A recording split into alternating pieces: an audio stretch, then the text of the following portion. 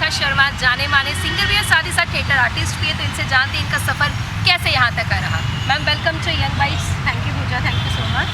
Ma'am सबसे पहले ये जानना चाहेंगे, सिंगिंग जैसे आपका प्रोफेशन है, साथ ही साथ आप थिएटर आर्टिस्ट भी हैं, तो कैसे आप मैनेज करते हैं, सबसे पहले ये जानना चाहेंगे दोनों। मैनेज कैसे करती हूँ, ये तो एक बहुत उल्टा सा सवाल है मेरे ख्याल से। कहते हैं कि जो लोग दो कश्तियों में सवार होते हैं वो कहीं के नहीं रहते, वो पार नहीं जाते। लेकिन मुझे लगता है कि अगर इंसान थोड़ा सा अपने काम के प्रति डेडिकेटेड हो या हार्ड वर्किंग हो तो शायद वो आर्टिस्ट लाइन की फील्ड में हर कुछ कर सकता है, सब कुछ कर सकता है। सिंगिंग की बात की जाए तो आप कब से इस प्रोफेशन में हैं?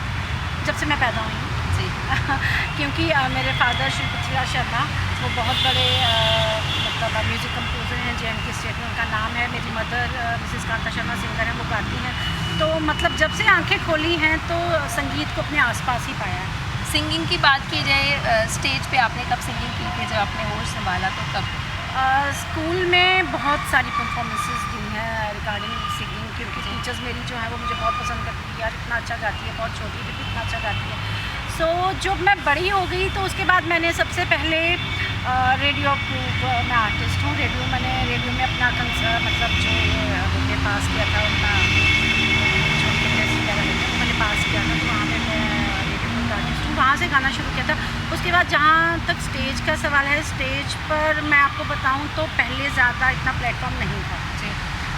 हमारी जनरेशन जब की मैं बात कर रही हूँ 80s में 90s में, तब इतना मतलब प्लेटफॉर्म नहीं था। आजकल तो बहुत सारी सोशल साइट्स हैं, बहुत सारे प्लेटफॉर्म्स बच्चों को मिल रहे हैं, लेकिन तब इतना नहीं था। ज़्यादा से ज़्यादा क्या होता था, कोई कंसर्ट हो गया रेडियो का, या फिर आपने रेडियो पे ही गाना गा लिया, तो बस शुरुआत सिंगिंग जैसे आप आप पूरे बचपन से ही मैं सिंगिंग करती हूँ, आर्टिस्ट फील्ड की बात की जाए तो इसमें कब आना हुआ आपका? थिएटर में। थिएटर मैंने 2 साल हो गए मुझे, 2016 से मैंने थिएटर ज्वाइन किया है। और उससे पहले एक्चुअली मेरा मैंने मिसेस JNK 2016 में पार्टिसिपेट किया था और मिसेस ब्यूटी विद ब्रेन का वहाँ मुझे अवार्ड मिला था। तो वहाँ से मेरी वो शुरुआत हुई थी। तो वहाँ पे हमारी सपना मैम है, आर्टिस्ट हैं, वो थिएटर आर्टिस्ट हैं, तो उन्होंने मुझे सबसे पहले मतलब कहा था कि मैम आप क्या कर सकती हैं, मतलब एक्ट कर सकती हैं। तो मुझे कभी सोचा नहीं था कि मैं थिएटर की लाइन में आऊँगी, बट अनफॉर्चुनेटली मैं आ गई। तो आप इंजॉय करते होंगे काफ़ी थिएटर? बहुत ज़्यादा इंजॉय करती हूँ, क्योंकि अब मुझे सिंगिंग मेरा पैशन है जी। तो थिएटर भी ऐसा लग रहा है मुझे कि थिएटर भी मेरा पैशन बनता जा रहा है ना। थिएटर की बात की जाए तो कौन कौन से प्लेज आपने अभी तक किए हुए हैं? जम्मू की बात मैंने एटलीस्ट 3 प्लेस किए हैं, 4 प्लेस किए हैं मैंने, और 2 शॉर्ट मूवीज़ में कर चुकी हूँ अभी तक। और रिसेंट अब जल्दी से जल्दी में बहुत सारे प्लेस हम कर रहे हैं। जैसे आपने बताया कि 2-3 आपने प्लेज अभी तक किए हुए हैं, उसका कोई एक अगर पंच या कुछ हो जाए व्यूअर्स के साथ? एक्टिंग का जी, हाँ जी बिल्कुल। और मैं अपनी एक शॉर्ट मूवी जो भी मैंने रिसेंटली की है, बेटी बचाओ बेटी पढ़ाओ पे, जी जी, उसके 2-3 डायलॉग्स जी बिल्कुल उसको सुनाऊंगी। बर्बाद हो गए हैं हम, बिल्कुल बर्बाद हो गए हैं हम। मुझे तो पहले ही पता था कि तुम्हारी बीवी लड़की ही पैदा करेगी। अरे इसकी कोख से तो बेटा पैदा होना लिखा ही नहीं है। बर्बाद हो गए हम। कल मुही को पता नहीं कौन सी घड़ी में ब्याह कर घर लाए थे। तो देखा आपने ना कैसे एक्ट किया। हाँ जी जी मैम, आजकल क्या मानना है, लोगों की ऐसी सोच है, जैसे लोगों की कई सोच जो है बदली है इस बेटी बचाओ बेटी पढ़ाओ के जब से नारा लगा हुआ है, कई लोगों की सोच बदली है, आपका क्या कहना है इसमें? मेरा ये सबसे पहले मैं ये मानती हूँ कि कहने की बजाय, नारा लगाने की बजाय कुछ करके दिखाओ। मुझे अभी तक कोई ऐसी बेटी नज़र नहीं आई सोशल साइट्स पे जिसने उठ के ये कहा कि हाँ फलाने बंदे ने मुझे अडॉप्ट किया है, मैं इस स्कूल में उनकी वजह से पढ़ रही हूँ। सिर्फ आप किसी बच्चों के आश्रम में चले जाओ, वहाँ पे जाके फ़ोटो खिंचवाने से ये नहीं है कि बेटी बचाओ बेटी पढ़ाओ का आप टैग लगा दोगे अपने ऊपर। मुझे लगता है उसके ऊपर काम करना ज़रूरी है। तो जैसे आपकी सिंगिंग प्रोफेशन तो है बेटी बचाओ बेटी पढ़ाओ का भी आप नारा लगा रहे हैं, तो जो भी जम्मू की बच्चियाँ हैं उनके लिए कोई सॉन्ग डेडिकेट कर दीजिए। मेरी प्यारी वतन है मेरे बिछड़े चमन, तुझ पे दिल कुर्बान,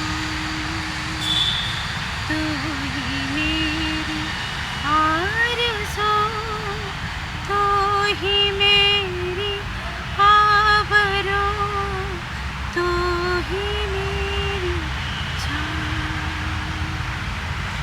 बहुत ही प्यारा सॉन्ग इन्होंने गाया। देशभक्ति की बात की जाए तो देशभक्ति कूट कूट के इनमें भरी है। जब मैंने प्रोग्राम की शुरुआत की थी आपने डोगरी गाने से शुरुआत की थी, कहीं ना कहीं आपको नहीं लगता हमारा जो डोगरी कल्चर है वो पिछड़ते जा रहा है? जी बिल्कुल, तभी तो डोगरी के साथ शुरुआत की थी। और आप हिंदी बोल रही हैं तो मुझे भी हिंदी बोलनी पड़ रही है। वैसे मैं वॉइस ऑफ डुग्गर के मुझे जम्मू हिल्स की तरफ से जो वो हुआ था उनका ऑनलाइन सिंगिंग कॉम्पिटिशन, उसमें मैं सेकंड रनर अप थी। वॉइस ऑफ डुग्गर का टैग मिला है तो उसके लिहाज से देखा जाए तो मुझे डोगरी बोलनी चाहिए। और लेकिन हाँ, ये बात ज़रूर है कि हमारा जो कल्चर है वो पिछड़ता जा रहा है और बहुत सी इसकी वजहें भी हैं। हम खुद ही देखा जाए तो हम ही उनकी वजह है, क्योंकि हम हिंदी को प्रेफरेंस देते हैं, कश्मीरी लोग प्रेफरेंस देते हैं, डोगरी को प्रेफरेंस कम दी जाती है, इंग्लिश और हिंदी को ज़्यादा। लेकिन लोग भूल जाते हैं कि इंग्लिश जो है वो एक ऑफिशियल लैंग्वेज है और हिंदी जो है वो हमारी राष्ट्रभाषा है। लेकिन हमारी मातृभाषा जो है, तो प्लीज़ मैं आपसे ये कहना चाहती हूँ कि अपनी मातृभाषा को मत भूलिए, उसको ज़्यादा से ज़्यादा प्रमोट कीजिए। और अपने बच्चों को सबसे ज़्यादा ज़रूरी जो है, कमिंग जनरेशन जो है, जो आने वाली जनरेशन है, जो अगली पीढ़ी है, प्लीज़ प्लीज़ प्लीज़ उन्हें की डोगरी सिखाओ ताकि वो अगे जाइए अपने कल्चर की, अपने हेरिटेज के बारे च नहीं दसो। जैसे आप जी जैसे आप डोगरी को प्रमोट करें, थिएटर आर्टिस्ट भी हैं आप, तो आप ज़्यादातर कौन से प्लेस जैसे आपने किए हुए डोगरी में करने का सोचा या आप कर चुके हैं? जी बिल्कुल, सुनील प्रकाश शर्मा जी हैं हमारे डायरेक्टर और उनके अंडर में अभी हमने उनकी डायरेक्शन में प्ले किया है संस्कार। अभिनव थिएटर में हुआ था वो 29 को। अभी मुझे लगता है आगे भी वो हम लोगों की काफ़ी डिमांड सुनने में आया कि और है कि वो संस्कार एक बार फिर से दिखा। बिल्कुल बिल्कुल बिल्कुल। और वो मैं कहती हूँ कि उनकी डायरेक्शन में जो प्ले बनाया है इट वॉज ऑसम। मतलब फर्स्ट उनकी डायरेक्शन के अंदर शायद ये प्ले बना है जो मैंने डोगरी प्ले, बाकी उन्होंने किया होंगे, डोगरी प्ले जो बना है इट वॉज ऑसम। सिंगिंग की बात की जाए जम्मू कश्मीर के अलावा और कहाँ कहाँ आपने स्टेज पे गाया? मैंने दिल्ली में अपने स्टेट को रिप्रेजेंट किया है, भाग की हमारा प्रोग्राम होता। और 2017 में आई थिंक नॉट 17, 16 में भोपाल में JNK स्टेट में जो अपनी JNK स्टेट को रिप्रेजेंट किया था मैंने। दिल्ली तो मैं 3-4 बार जा चुकी हूँ अपने JNK को रिप्रेजेंट करके। बीइंग थिएटर आर्टिस्ट हम आपको आने वाले टाइम पे कहाँ देखेंगे? आने वाले थिएटर आर्टिस्ट में आप मुझे बहुत सी जगहों पर देखोगे। डोंट वरी, यूट्यूब पे तो छाने वाले हैं हमारे सीरियल्स, शॉर्ट मूवीज़ आ रही हैं। तो अगर आपको बाहर जाने का मौका मिलता है तो आप क्या करेंगे, जाना पसंद करेंगे? देखिए, मेरी जो फर्स्ट प्रायोरिटी है वो मेरी फैमिली है, बिकॉज मेरी फैमिली से मुझे बहुत सपोर्ट मिला। अगर तो सब ठीक रहा, एज यूजुअल चलता रहा, तो मैं ज़रूर जाना चाहूँगी। अगर कुछ कॉम्प्लिकेशंस दिख रहे हैं आगे तो बिल्कुल, अगर आप पूरे फैमिली से सपोर्ट है तो ज़रूर आपको सपोर्ट मिलेगा आगे भी। बिल्कुल। बात करेंगे जैसे कुछ पेरेंट्स होते हैं अपने बच्चों को बढ़ावा नहीं देते, कुछ आजकल के ऐसे भी पेरेंट्स हैं जो बचपन से इस फील्ड में उन्हें डाल रहे हैं, तो जो नहीं दे रहे हैं उन पर क्या बोलेंगे आप? उनके लिए मैं यही बोलना चाहूँगी कि अपने बच्चों की ख्वाहिशों को कभी रोकना नहीं चाहिए, उनको ऊंची उड़ान भरने दीजिए। और इसके लिए आप इनको सपोर्ट कर सकते हैं, क्योंकि बाहर वाला तो कोई सपोर्ट करेगा। आजकल के टाइम की बात की जाए, फिजिकल एक्टिविटीज़ कितनी इंपॉर्टेंट रहती है। जैसे आजकल आप देख छोटे छोटे बच्चे ज़्यादातर फ़ोन ही ज़्यादातर यूज़ करते हैं, फिजिकल एक्टिविटीज़ कोई भी नहीं करते। जैसे पुराने टाइम की बात की जाए, आउटडोर एक्टिविटीज़ होती रहती थी, आज के टाइम पे वैसा कुछ नहीं है, तो उससे हट के आप क्या कहना चाहिए? मुझे ये नहीं लगता कि सिर्फ एक जैसे कोई खेल कूद भी इसके लिए है, लेकिन हाँ, फ़ोन कुछ हद तक बच्चों के लिए ज़रूरी भी है। अगर देखा जाए तो कुछ हद तक ज़रूरी भी है, लेकिन excess of everything is bad. कोई भी चीज़ आप ज़्यादा मात्रा में इस्तेमाल करेंगे तो बहुत बुरा है। मैं एक टीचर भी हूँ, बीइंग टीचर में तो कई बार पेरेंट्स की कंप्लेंट्स आती है, मैम हमारा बच्चा TV नहीं छोड़ता, हमारा बच्चा फ़ोन नहीं छोड़ता। But who is responsible for that? Parents खुद ही रिस्पॉन्सिबल हैं इन सब चीज़ों की। और जहाँ तक खेल कूद का सवाल है तो उसके लिए तो बहुत क्राइटेरियाज भी हैं आपको। अगर आप खेल कूद करते हैं तो उसके लिए आपको जॉब्स भी हैं, और आप सिंगिंग करते हैं या आप थिएटर करते हैं तो उसके लिए आपको बस ढेरों सारे प्लेटफॉर्म्स हैं। तो घबराने की बात नहीं है, पेरेंट्स को सपोर्ट करना है, बाकी बच्चा अपने आप को कर सकता है। Thank you. हमारे माध्यम से जो भी दर्शक आपको देख रहे हैं, क्या मैसेज आपको? सिर्फ मैसेज, मैं एक बहुत इम्पोर्टेंट बात जो आपने पूछी भी नहीं, लेकिन मैं अपनी तरफ से बताना चाहती हूँ कि मैंने ड्रग्स पे भी बहुत काम किया है। और मैं अगर आज देखा जाए तो हमारे JNK में, जम्मू कश्मीर में तो मैं बात नहीं करूँगी, लेकिन हमारे जम्मू में बहुत से बच्चे और छोटे छोटे बच्चे ड्रग्स के शिकार हो रहे हैं। और मैं चाहती हूँ कि जो लोग, नाम किसी का नहीं लेना चाहूँगी, लेकिन जो लोग ड्रग्स पे काम कर रहे हैं वो सिर्फ किसी प्रोग्राम में जाके उस प्रोग्राम पे एक टैग लगा देते हैं drug balance, we are working for drugs, but no, कोई काम आज तक कोई भी ऐसा काम, कोई भी ऐसी एक सिंगल बात मुझे नज़र नहीं आई जो ड्रग्स की बात आप जैसे छेड़ ही चुके हैं, तो मैं बात ये जानना चाहूँगी कि ड्रग्स के लिए जैसे अवेयरनेस प्रोग्राम लगाए जाते हैं, कई रैलीज निकाली जाती है, तो वो कितने फ़ायदेमंद रहती है? बहुत ज़्यादा फ़ायदेमंद रहती है, या क्या करना चाहिए उसको? नो मैम, किस तरह से बीइंग अ टीचर, जैसे आप टीचर भी हैं, तो किस तरह से हम अपनी सोच बदल सकते हैं? Being a mother, being a teacher, सिर्फ रैलीज निकालने से कुछ नहीं होगा। देखिए मैं एक जर्नलिस्ट भी हूँ, फ्रीलांसर हूँ, मैंने बहुत सी जगह पे पढ़ा भी है और खुद अपनी आंखों से देखा है।